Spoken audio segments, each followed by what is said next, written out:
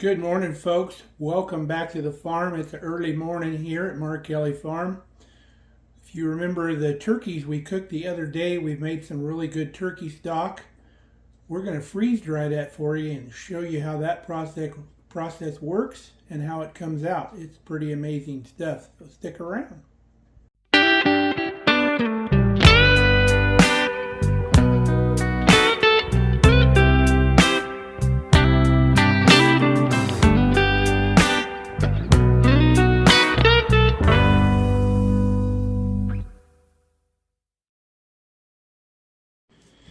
Ruby's up with me this morning. She always gets up with me. Good morning, Ruby. Where are you going? You gonna go check on Mom? She's never happy till we're both up. You remember the soap we made too. It's all done. It's been sits for 4 weeks, and then you can wrap it up and start giving it away and using it. We're already using some of it, but we'll be giving some of this stuff away to our friends and family too. But let's get over here to our turkey stock. This stuff has been simmering all night long. And look at this just beautiful, amazing stock. Everything is all cooked down. This is going to be so good. There's all those turkey parts in there, and all that connective tissue is cooked down. It's going to make all that beautiful gelatin in the stock. All the meat is cooked off the bones. We're going to pull all the bones and stuff out of here. We added some herbs and some celery, carrots, and onions, and some seasonings. This is going to be amazing, and it's going to be really good freeze-dried. So let's pick all the bones out of here, and we'll get this strained off.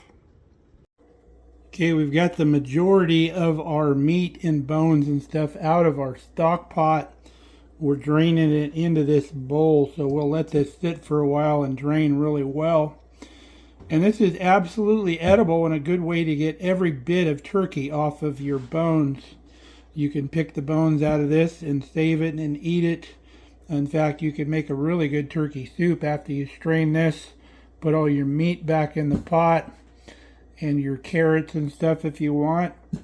And throw some egg noodles in there. You've got a fantastic soup. And if it's after Thanksgiving, you dump your gravy and your stuffing in there as well.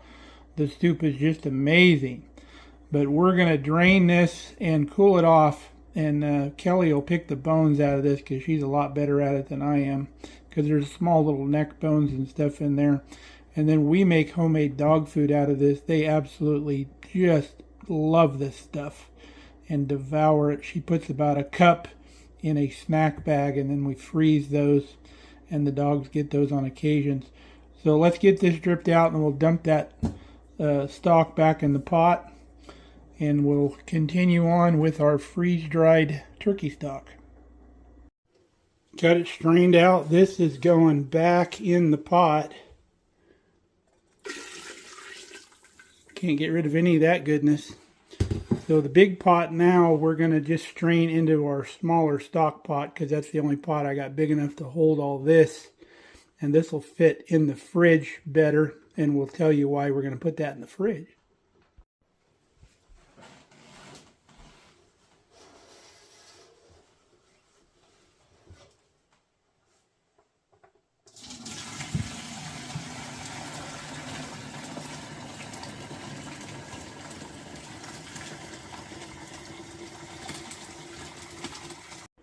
Alright folks, look at this gigantic pan of meat here that we got off just a throwaway turkey carcass that most people just put in the trash.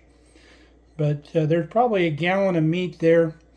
Just think of the tacos or enchiladas or the casseroles you could make with that would just be absolutely amazing. Now I'm one of those people at holiday parties. My mom used to do the same thing. When you see the people throwing that turkey carcass in the garbage, say, no, wait, can I take that home? Because I'm going to make some stock with that. And they'll give it to you because otherwise it just goes in the trash. I do the same with ham bones. When they get done cutting all the ham off the bone, there's still a whole bunch of ham left on there. I take that ham bone home and make some white beans and ham. It doesn't hurt to be one of those people, folks. Use it up. Your ancestors didn't throw that away, and you shouldn't either. But look at this amazing stock that we have now. Just gorgeous stuff. So what we're going to do with this now, we've got the fire turned off. It all fit in our little pan. So we're going to put this in the refrigerator downstairs, and any fat that rises to the top is going to congeal, and we'll be able to remove it. Normally I wouldn't do that for stock because I don't mind having a little bit of the fat in the stock. It makes it a lot more rich. But since we're going to freeze dry this, fat does not freeze dry well. It will freeze dry, but it shortens your shelf life on your stock, having the fat in there, because it can go rancid when it just sits around. So let's get this in the fridge. Meanwhile, I'm going to make my favorite breakfast, hamburger steak and eggs. Boy, there's nothing like breaking your egg yolks over those hamburger steaks and eating them. Fantastic. Hamburger steak with 2 over easy eggs, a piece of Kelly's white Amish bread toast with some habanero salsa. That is heaven on a plate right there. It's also Christmas Day here on the farm, and Ruby is opening her first present. What'd you get, Ruby?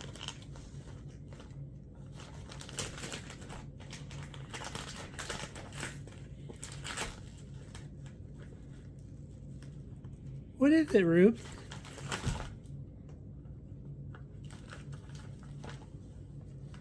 What'd you get? Is it a Chewy toy? Now you gotta take it out of the package, huh? That won't take you long. Bring here, Rube. Bring here. I think she's probably gonna get it. Well, I don't want her to destroy it and give it. Here's our turkey stock the next day. You can see we got this layer of fat on top of the stock. There's that beautiful stock down below. We're going to scrape off all this fat because we don't want that in the freeze dryer. Folks, I want you to look how fortified this stock is. We got turkey jello. All those bones and connective tissue gave up all of their goodness. That is just so amazing. And then we have all of our fat that we trimmed off the top there. And we're not going to throw that away. I'm going to put that in molds and we're going to freeze it. And those will be fantastic little flavor bombs for soup starter. We just don't want to put all that in one pot of soup. But let's get this stuff into our freeze drying trays and we'll get the freeze dryer going. We're just going to try using our big ladle here to put our stock right on our cookie sheets.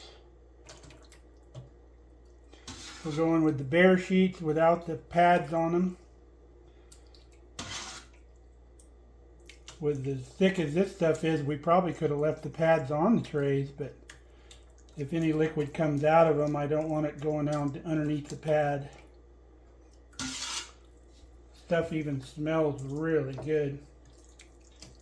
So we'll load up all these trays and then we'll get them in the freeze dryer. You can see down here in the bottom of the pot there were some solids that had settled to the bottom. This is going to be like the cream of the crop right here. All of our turkey jello. This is going to be even more flavorful. So I've already got the other 3 pans in the freeze dryer. Let's get these down there and get them loaded up.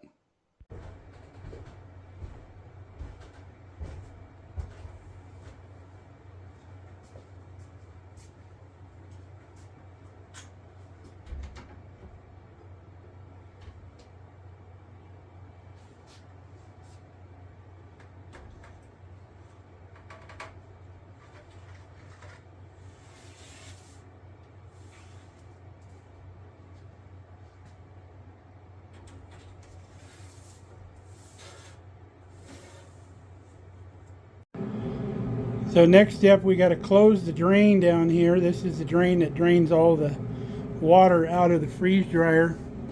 And we come up here and hit quick start. I think we want to go recipes though. and then it says liquid here, and then just hit continue. Ensure the door is shut and the drain valve is closed, and there we go. So it's going to have a 7-hour freeze cycle, and then it will start the freeze dry process. Pretty simple stuff. Only the second time I've used the freeze dryer. So the next thing we're going to do is Kelly's got these molds that we freeze stuff in when she freeze dries and stuff, but you can use them for other things. You can see they've got measurements here on the inside, and there's the logo there. If you can see it, super cubes. So we're going to take our fat that we pulled off the top of our stock, put it into these molds and freeze it. See if we can do this without making a huge mess.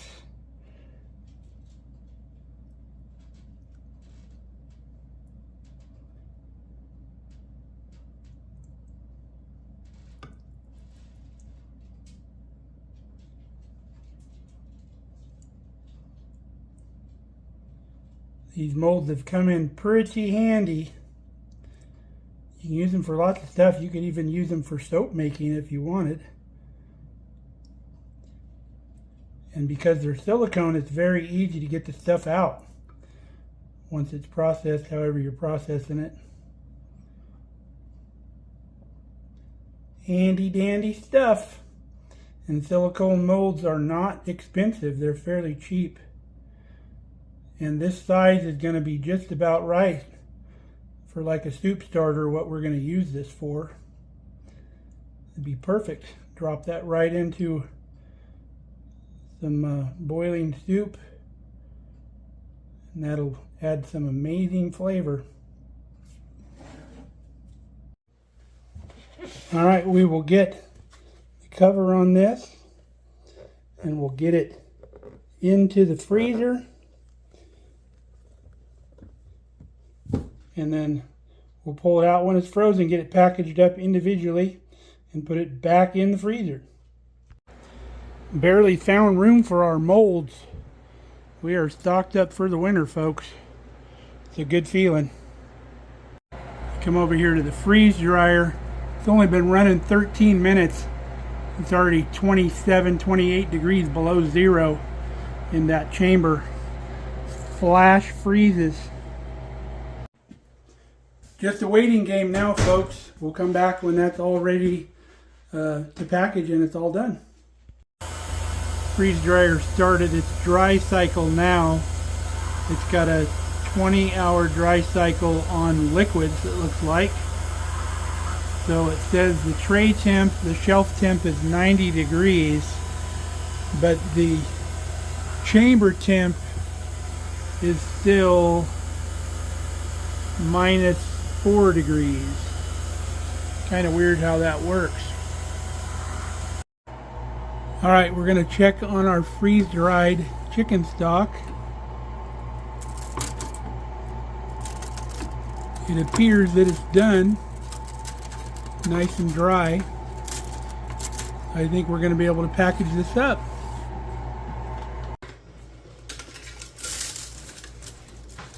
Look at how that all comes up off of the cookie sheet like that. So we're going to take it and put it in a Ziploc bag. And then we're going to crunch it all up into a powder and put it in our jar. We're just making this smaller so it fits in the jar better. Doesn't have to be completely a powder. And then we can dump it right in our jar.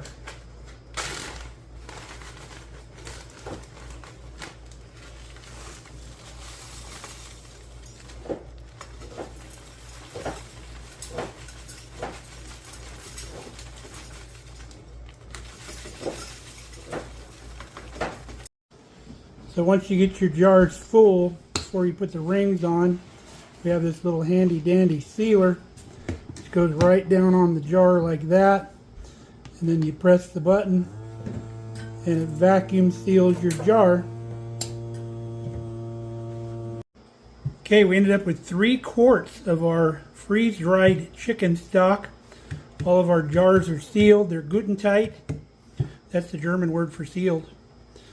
We put the oxygen absorber packet in there to absorb any oxygen that's in there. So these are just going to go in the pantry. Now to reconstitute this, we probably had 6 quarts of stock that we started with. So you can go either 1 to 1 on this, so you would use a cup of this to a cup of boiling water. Or if you wanted a milder stock, you could do 1 cup of this to 2 cups of boiling water. Since we already had kind of a concentrated stock anyway, you can do a little bit, do it by tablespoons, and you can figure out, you know, the ratio that you like, and then you can upscale the measurements on that. Now we came down, we put our freeze dryer on defrost mode. All of this ice that's accumulated around the inner drum in there is going to melt, and everything drains down into this bucket, and it'll heat up the chamber also and kind of dry everything out in there. I brought you down in the root cellar to see some other stuff that we have freeze dried. We've got tomato powder. We've done whole raw milk. The amazing thing about this milk powder, when you reconstitute this, it tastes exactly like fresh raw milk. And the funny thing is, the cream that's in here, the cream will actually re-rise to the top once you've remixed that with water. We just did some cheese. Kelly put together some meat and cheese jars for snacking. Got some freeze-dried pepperoni and some freeze-dried cheese in there. It's amazing little snacks. We've got some freeze-dried jalapenos. This right here is freeze-dried apple cider vinegar, or excuse me, freeze-dried apple cider, not vinegar. We've got freeze-dried potatoes that are phenomenal. When you rehydrate these, they taste just like fresh potatoes. We've got some onions that we've freeze-dried. We've got some beets. So these are roasted beets. We got carrots. We have celery. All right, we have some rotisserie chicken that we've done. This is some just some grilled chicken that we did. We have some ground beef. We have shrimp. We have chicken stock back there. We have raw eggs that we've done. These eggs are phenomenal. They come back just like eggs, regular raw eggs. And then sweet corn. We have peppers, apples, freeze-dried apples, freeze-dried strawberries. These are amazing. The flavor is so intense on these. Some green grapes, some cherries, some peaches, a whole bunch of peaches.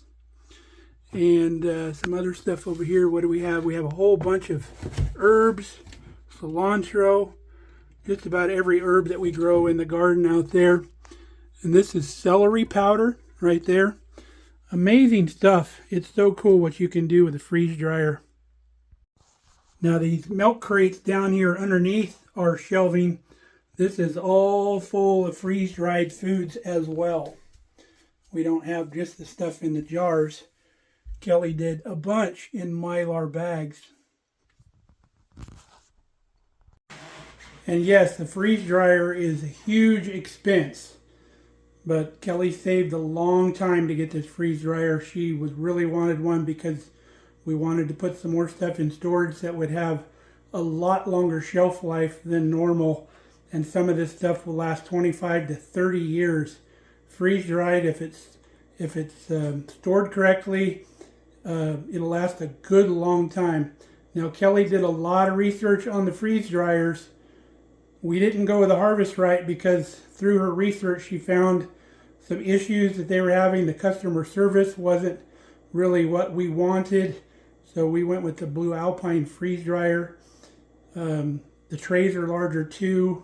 These are full half sheet pan size trays, so that's really nice. You can freeze dry a lot of stuff, and that's their large model that we ordered early and waited for it to be in production. Now, even with the high cost of the freeze dryer, you have to figure that you're not going to be wasting any food anymore. You're not going to be wasting anything out of the garden. You're not going to be wasting anything out of your kitchen, because you can literally take leftovers that left from supper or whatever, put it in the freezer, and then once you get enough to run, put it right in the freeze dryer and freeze dry those leftovers and save them for a real long time. I think it's going to far outweigh the cost of the machine. Now, if you're wondering how hard these trays are to clean after you've used them to freeze dry on without the pads, because this stuff is freeze dried, it wants to absorb water. So all it takes is just a little bit of rub on there. You don't even have to scrub. It comes right off. Just rehydrates and runs right off the pan. And that's all there is to it. Here's the soup bombs. Remember, we made out of that chicken fat we skimmed off the top of that chicken stock. Comes out in perfect little bars. Love these silicone molds. Super awesome.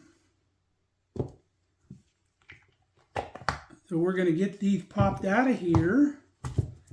And then we have some vacuum seal bags that we're going to use.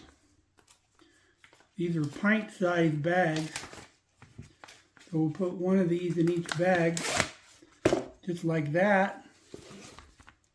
And we'll get them labeled and vacuum sealed.